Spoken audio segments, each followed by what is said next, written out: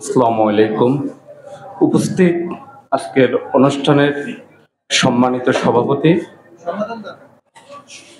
আজকে আমরা যারা প্রাইভেট চালক এখানে উপস্থিত হয়েছি, আপনারা জানেন আমরা এই সমাজের অবহেলিত, নির্যাতিত আমরা মানুষ, কিন্তু আমরা যাদের গাড়ি চালক তারা আমাদেরকে মানুষ হিসাবে মূল্যায়ন করে না।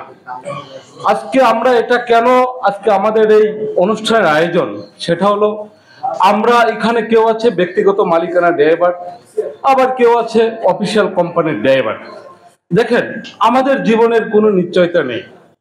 আমরা যখন সকালে ডিউটিতে যাই, আবার রাত্রে যখন গাড়ির চাবি জমা দিই, পরের দিন আমার চাকরি আছে কিনা এটা আমরা অনিশ্চয়তা।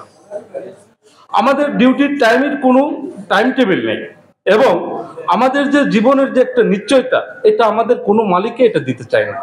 আমি বলতে চাই, আমাদের 8 ঘন্টা কর্মদিবস এটা আমাদেরকে বাস্তবায়ন করতে হবে, আমাদের জীবনের সুরক্ষা দিতে হবে, আমাদের যে দাবি দাবা এটা আমাদেরকে মানতে হবে, এবং আমরা আগামী দিনে ইনশাল্লাহ এর চেয়েও যেন ভালো কিছু করতে পারি এবং রাজপথে থাকতে পারি।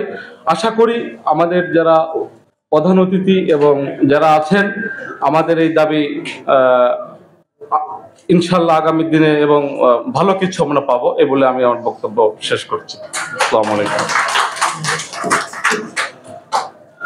আজকের এই কনভেনশনে এখন আমি সংক্ষিপ্ত মতামত রাখার জন্য অনুরোধ করছি আমাদের ইউনিয়নের সহ সম্পাদক হাবিবুর রহমান হাবিবকে। সংক্ষেপে বক্তব্য রাখার জন্য অনুরোধ করছি হাবিবুর রহমান হাবিব।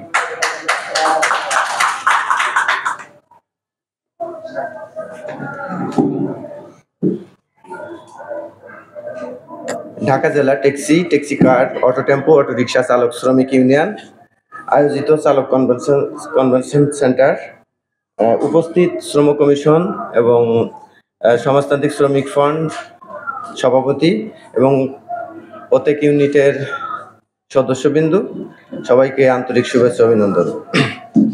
আমি দু একটা কথা বলবো, যেহেতু সময় শেষ। সংগ্রামী বন্ধুরা, আমাদের সিনিয়র নেতৃবৃন্দ কিন্তু বলেছেন, আমাদের যোগাযোগ যে উপদেষ্টা উনি কিন্তু বলছে যে একটা ড্রাইভার লাইসেন্স করতে হলে 60 ঘন্টা প্রশিক্ষণ দিতে হবে। তাহলে উনাকে একটু ভাবার দরকার ছিল যে আমি একজন চালককে লাইসেন্স নিতে লাগলে 60 ঘন্টা প্রশিক্ষণ দিতে হবে। আজকে যারা এনে গাড়ি চালক তারা 10 বছর, 15 বছর, 20 বছর ধরে গাড়ি চালাচ্ছে। তাহলে সেই ড্রাইভার যদি লাইসেন্স রিনিউ করতে হয়, তারা নতুন করে আবার 60 ঘন্টা প্রশিক্ষণ দিয়ে লাইসেন্স করতে হবে। একটা নাটকীয় ব্যাপার। আরো কিছু কথা, আমরা লাইসেন্স করছি, রিনিউ করছি, আমি নিজেই রিনিউ করছি আজ প্রায় 4 বছর। এতদিন আমাদের যে বাপ দাদার আমলের একটা কাগজ দিয়ে রাখছে, ফটোকপি করতে করতে পকেটের ভাঁজ করে রাখতে রাখতে ওইটা নষ্ট হয়ে গেছে। বিআরটিএতে যাই, একটা সিল মেরে দেয়। এইভাবে করতে করতে 4 বছর পার হয়ে গেছে। এখন একটা ড্রাইভিং লাইসেন্স বেরিয়েছে, ওইটা নিয়ে আমরা চালাচ্ছি। তাহলে বাংলাদেশের গভর্নমেন্ট বিআরটিএ লাইসেন্স দিচ্ছে আমাদেরকে, সেই লাইসেন্স একটা কোম্পানি এনজিওর মাধ্যমে আপনার পাকিস্তান অথবা ইন্ডিয়া অন্যান্য রাষ্ট্র থেকে সেই কার্ড আসে, আসে। আমি 4 বছর রিনিউ করতে দিছি, আমার লাইসেন্স এখনো পাই নাই। তাহলে হলো আমাদের যারা দেশ পরিচালনা করছে তাদের একটা নাটকীয় ব্যাপার। আর আমরা যারা গাড়ি চালক আছি,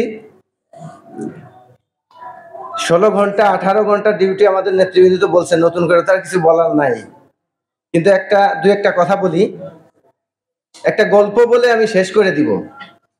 আমাদের মধ্যে এমন এমন গাড়ি চালক আছে আর এমন ভালো মালিক আছে, ভাষায় প্রকাশ করা যায় না। তা একজন মালিক আর একজন ড্রাইভার, ওই মালিকের ড্রাইভার তার ওইখানে 14 বছর কাজ করার পর তার একটা ছেলে বাবু হয়, তার ঘরে একটা ছেলে বাবু হয়। হওয়ার পরে সে প্রতিদিন সকালবেলা 6টার সময় চোখ মুছতে মুছতে ডিউটিতে আসে, আর রাত 12টা 1টার সময় উনি বাড়িতে যায়। এই পালি করতে করতে 5 বছর সন্তানের বয়স হয়ে গেছে। বয়স হয়ে যাওয়ার পরে 5 বছর পরে ওই মালিক জিজ্ঞেস করতেছে, আচ্ছা অমক, তোমার তো ছেলে বয়স তো প্রায় 5 বছর হয়ে গেছে, কত বড় হয়েছে? তাহলে আমরা অনেক সময় দেখাই আমার ছেলে হয়তো এত বড় হয়েছে অথবা এতটুকু হয়েছে, কিন্তু উনি দেখায় যে আমার ছেলেটা স্যার এত বড় লম্বা হয়েছে। আর মালিকেই প্রশ্ন করছে যে সবাই দেখায় এইরকম আর এইরকম, তুমি এইরকম দেখালে কেন?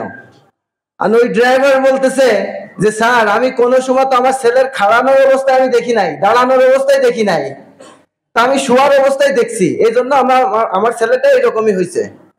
তা মালিক বলতেছে যাক ভালোই হয়েছে। এই হলো আমাদের মালিকের চরিত্র। আর আমরা আমাদের ড্রাইভার যারা, আমরা যারা শ্রমিক এবং যারা কাজ করি, অধিকাংশ চালকরা আমরা বেশিরভাগ বুদ্ধিজীবী। আমরা এই চালকদের সঙ্গে এই ইউনিয়নে আমরা প্রায় 12 বছর আমি কাজ করতেছি। অসংখ্য চালকের সঙ্গে উঠা বসা করছি। এরা একজন মালিক যদি বলে যে তোমার ডিউটি আজকে রাত 2টায় শেষ করছো, তুমি ভোর 5টার সময় আসবা, উনি 4টার সময় যে ডিউটিতে থাকবে, কিন্তু আমার অধিকার, আমার 8 ঘন্টা ডিউটি, আমার নিয়োগপত্র, আমার পরিচয়পত্র, আমার যে দ্রব্যমূল্য সমান রেখে যে বেতনের যে দাবি, এই আদায়গুলোর জন্য আমাদের অনেক সময় অনেক চাকরির ভয়। যদি চাকরি চলে যায় তাহলে হয়তো আমরা ওই আন্দোলন করতে পারবো না, ইউনিয়নে যেতে পারবো না, একটা ভয় থাকে। তা আমারও অনুরোধ, শ্রম কমিশনার সাহেব আছে, উনি বলবেন এবং সরকার পার্লামেন্টে যে একটু বলবেন যে গাড়ি চালকরা 16 ঘন্টা, 14 ঘন্টা, 12 ঘন্টা, 18 ঘন্টা পর্যন্ত ডিউটি করে। এইটা তো শ্রম আইনের মধ্যে পড়ে না। বাংলাদেশে শ্রম আইন একটা হওয়া উচিত, মানে গাড়ি চালকের জন্য 16 ঘন্টা, গার্মেন্টস শ্রমিকের জন্য 8 ঘন্টা, 10 ঘন্টা, 12 ঘন্টা, গৃহকর্মীর জন্য 16 ঘন্টা। মানে এই আইন তো বাংলাদেশে আসলে যে কোনো একটা রাষ্ট্রই, শ্রম আইন তো একটা হওয়া উচিত। সরকারি যারা কর্মচারী তারা শুক্রবার শনিবার বন্ধ পাবে, বিভিন্ন সরকারি বন্ধ পাবে। আর আমরা গাড়ি চালকরা আল্লাহর রাস্তে চলছে গাড়ি যাত্রা বাড়ি, মানে ডিউটির কোনো শেষ নাই, বেতনের কোনো শেষ নাই, খাবার দাবার ঘুমানো রেস্টের কোনো শেষ নাই। সড়ক দুর্ঘটনা হলে আমাদের চালকের দোষ। সবাইকে এই বলে আমি আমার বক্তব্য শেষ করছি। ধন্যবাদ। ধন্যবাদ আমাদের সহ সম্পাদককে। আমি অবশ্যই আপনাদের যন্ত্রণার কথাগুলো, নিশ্চয়ই আমাদের যন্ত্রণার কথাগুলো আমাদের নেতৃবৃন্দকে, আমাদের শ্রম সংস্কার কমিশনের প্রধান, উনি সারা দেশের 80টার বেশি এইভাবে আমাদের কষ্টের কথাগুলো শুনে শুনেই সুপারিশ প্রণয়ন করেছেন, ফলে উনি জানেন। তারপরে ওনার কাছে বলতে পারলে আমাদের ভালো লাগতো যে আজকে শুক্রবার আমাদেরই এক ধরনের তারা আছে, আমরা ওনাদের কথাও শুনতে চাই। ফলে এই জন্য প্রতিনিধি যারা বলছেন, আমি আর 1-2 জনের কথা নিয়ে আমরা আমাদের পক্ষের কথা শেষ করতে চাই এবং এরপরে আমাদের 2 জন অতিথি আছে, ওনারা বলবেন। তো তার আগে আমি আমাদের সাথে সংগতি জানাতে আসছেন আমাদের বড় গাড়ির যে শ্রমিক দের যে প্রতিনিধি, শ্রমিকদের প্রতিনিধি এখানে আমাদের আছেন মোহাম্মদ সেলিম। আমি সেলিম ভাইকে অনুরোধ করছি সংক্ষেপে সংগতি জানানোর জন্য। আমাদের বাস ট্রাক যে চালকরা রয়েছেন তাদের প্রতিনিধি মোহাম্মদ সেলিম।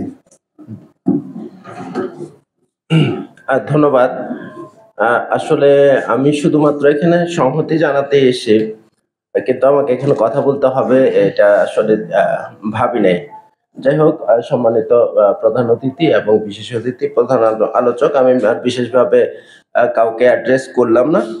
তবে আমি বড় গাড়িতে, আপনারা শুনেছেন যে বড় গাড়ি শ্রমিকদের কাজ, স্বাস্থ্য, নিরাপত্তা এগুলো নিয়ে একটু কাজ করি, চেষ্টা করছি, এবং রোড ক্র্যাশ নিয়েও কিছু কাজ করি। তো আমাদের একটা আছে, আমরা আমাদের organisation centre for work and occupational health safety, এইটা আমাদের একটা অ্যানালাইসিস আমরা করার চেষ্টা করছি। সেখানে আমি 2টা বিষয়কে, যেহেতু সময় খুব কম, সেটা আমি আপনাদের একটু শোনাতে চাই। সেটা হলো একটা প্রশ্ন আমরা শ্রমিকদের করেছিলাম। সবাই বড় গাড়ির চালক, বাস এবং ট্রাক এবং ট্রেইলার। আমি আসলে প্রাইভেট কার নিয়ে চালকদের নিয়ে কাজ করি নাই। আমি নিজেও যেহেতু বড় পরিবহনে কাজ করি, ফলে আমার কাজের ব্যারিয়ারটা হচ্ছে সেখানে। তো আমি তাদেরকে একটা প্রশ্ন করেছিলাম যে আপনি কি চান আপনার সন্তানরা এই পাশে আসুক? 100% মানে 121 জন উত্তর করেছেন, তারা সবাই বলেছেন না। এবং অদ্ভুতভাবে লক্ষ্য করলাম এই প্রশ্নটা যখন উত্তর করছেন উইদিন এ সেকেন্ড, 1 সেকেন্ডের মধ্যে ওনারা বলছেন যে ওনারা কেউ চান না এই পেশায় তার সন্তানরা আসুক। তো আমি একটু জানার চেষ্টা করছিলাম যে কেন। তো একটাই যে সামাজিক মর্যাদা এবং সম্মান, এইটা অন্য সেক্টরে তো নাই, তার নিজের সেক্টরও ইদানিং আর ওনারা পাচ্ছেন না। অর্থাৎ উনি যেই পরিফেরিতে কাজ করছেন টার্মিনাল, সেখানেও দেখা যাচ্ছে যে ওনাদের এই যে সামাজিক মর্যাদা সম্মানের জায়গাটা ওনারা পাচ্ছেন না। তো এইটা আমার কাছে খুব ইয়া লাগছে যে তাহলে এই চালকরা, আমাদের দেশকে গতিশীল রাখতে হলে আমাদের চালক লাগবেই। একটা পণ্য কিন্তু মানুষের ভোক্তার দরজা পর্যন্ত আমরাই পৌঁছে দিই, ছোট গাড়ি হোক আর বড় গাড়ি হোক। তাহলে এরা কারা আসছে আর ভবিষ্যতে কারা আসবে? আইনের বিষয়ে এখানে আমি কিছু বলবো না, এখানে বিজ্ঞজনরা আছেন, ওনারা জানেন। সংস্কার কমিশনের চেয়ারম্যান, সাবেক চেয়ারম্যান উনিও আছেন, উনি ব্যক্তিগতভাবে আমাকে বলেছিলেন যে একটা সুপারিশ দিতে, আমি ওটা লিখিতভাবে দিয়েছি। ওনার কাছে আমি কৃতজ্ঞ যে আমাদের পরিবহনের পক্ষ মানে শ্রমিকদের দুঃখটা উপলব্ধি করতে পেরেছেন এবং আমাকে সুযোগ দিয়েছিলেন যে আপনি একটা মতামত দেন, সুপারিশ দেন, আমরা দেখি, চেষ্টা করে দেখি। সেই অনুযায়ী আমি সুপারিশও দিয়েছি। তো আমি আর বেশি কিছু বলতে চাচ্ছি না। একটা বিষয়, আরেকটা বিষয় সেটা হলো মানে গ্লোবাল যেটা প্রবলেম, সেটা হলো ক্লাইমেট চেঞ্জ হচ্ছে। এর ফলে আমাদের যে অ্যাসেসমেন্ট, সেখানে আমরা দেখছি বড় গাড়ির অনেক শ্রমিক চালক তারা কার্ডিয়াক অ্যারেস্টে মারা যাচ্ছেন। অর্থাৎ এইটা আমি একটু অবজার্ভ করার চেষ্টা করেছিলাম যে কখন এই ঘটনাটা বেশি ঘটে। তখন দেখছিলাম যে যখনই দিনে যারা লং ড্রাইভে গাড়ি চালাচ্ছেন তাদের ক্ষেত্রেই ম্যাক্সিমাম এই ঘটনাটা ঘটছে। তাহলে একদিকে উপরের তাপ, আরেকদিকে ইঞ্জিনের তাপ, আরেকদিকে হচ্ছে তার একটা অভ্যাস যেটা হলো অতিরিক্ত মাত্রায় ধূমপান, অর্থাৎ স্ট্রেস ম্যানেজমেন্ট। এখনকার সময়ে এইটাও সবচেয়ে বড় একটা চ্যালেঞ্জ হিসেবে আমাদের চালকদের জন্য চলে এসছে, যেহেতু রাস্তার কন্ডিশন, অনেকেই বলেছেন আমাদের লং রোডেও একই অবস্থা যে গাড়ির চাপ অনেক বেশি এবং সে সময় মতো কেউই আমরা কোথাও গন্তব্যে পৌঁছাতে পারছি না।